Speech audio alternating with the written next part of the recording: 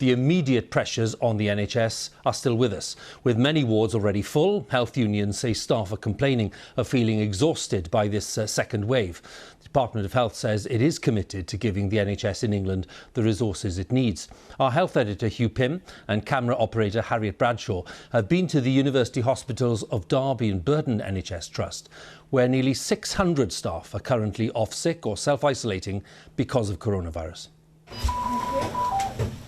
Everyone's kind of on edge at the moment, like wondering, is it going to get to that level again? The general state of exhaustion and burnout is still there. There are some people that it's come as a shock to them, almost like they've been to war and they've got PTSD.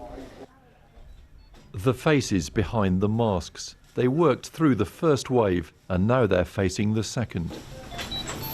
Kelly Ann is a nurse in the intensive care unit at Royal Derby Hospital. She says they're feeling the strain.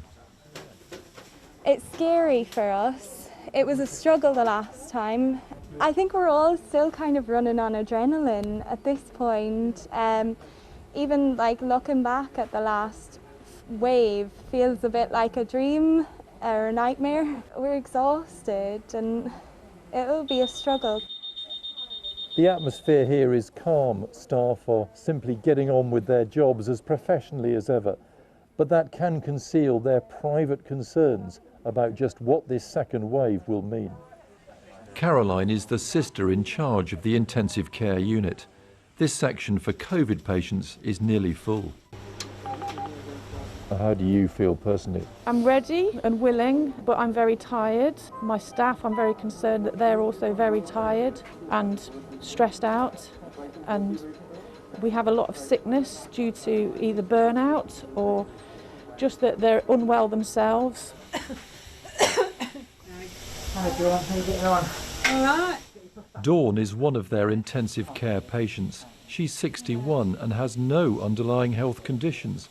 She wants people to see how serious COVID is. At first, you think, oh, you're going to be okay.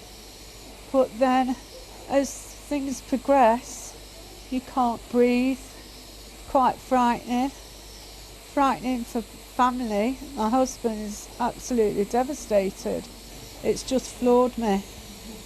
Yeah. So, it can happen to anybody.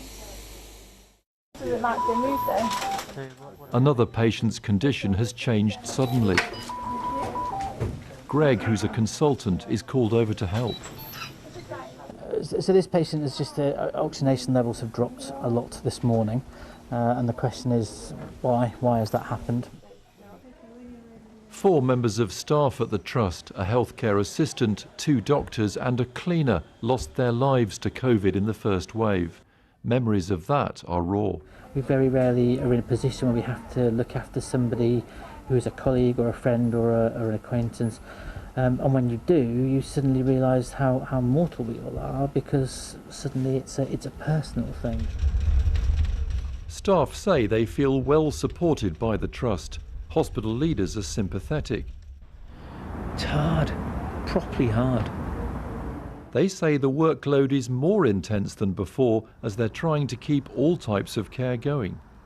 My anxiety is that it's going to be harder than it was in phase 1. We're fighting on multiple fronts, and I hate to be militaristic about it, but that's almost how it feels.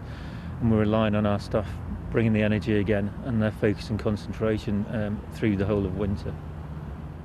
How are you? I'm fine, thank you. Thanks for asking. Back in a COVID ward, Mick has some good news for his wife. He's about to be discharged after nearly a week in hospital. Here, I've had the best treatment. Fantastic. They've looked after me well. I certainly am looking forward to going home, yeah, and seeing the wife again. It's the first time I've been apart in 54 years. Stories like that are encouraging for staff, but they know there's a long road ahead. We've done it before and we'll do it again. We just have to all support each other and get through it. Yeah. They're tired and often stressed, but they know people are relying on them and many others to keep the NHS going this winter. Hugh Pym, BBC News, Derby.